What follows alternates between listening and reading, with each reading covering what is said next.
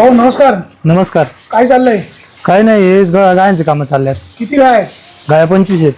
दुधाला काय बाजार भाव आहे? आज 34 रुपये बाजार आहे. 34 रुपये. हम्म. दुधाचा व्यवसाय परवडतो?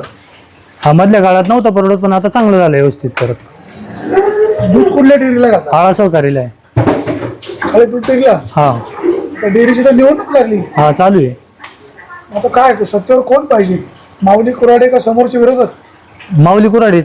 माऊली कुऱ्हाडे. हम्म. का बरं माऊली कुऱ्हाडेच? कारण की शेटने आम्हाला कधीच अडचण येऊन दिली नाही कसल्याच गोष्टी. बदल झाला पाहिजे ना. काय माऊली कुऱ्हाडेंचंच काय सारखं सारखं? हा बरोबर आहे, पण बदल करू नये, पण तेव्हा पुढल्या उधाऱ्या बिधाऱ्या सगळं पुढल्या व्यक्तीला पण जुळलं पाहिजे ना सगळं. माऊली कुऱ्हाड्यांमध्ये असं काय कौशल्य आहे का तुम्ही त्यांचं एवढं कौतुक करता? अहो माऊली कुऱ्हाड्यात कौशल्य असं म्हणजे पुढली उधारी नाही आली तरी त्यांनी आम्हाला सणसुदी असेल किंवा काय असेल तर पगाराची अडचण येऊन दिली नाही.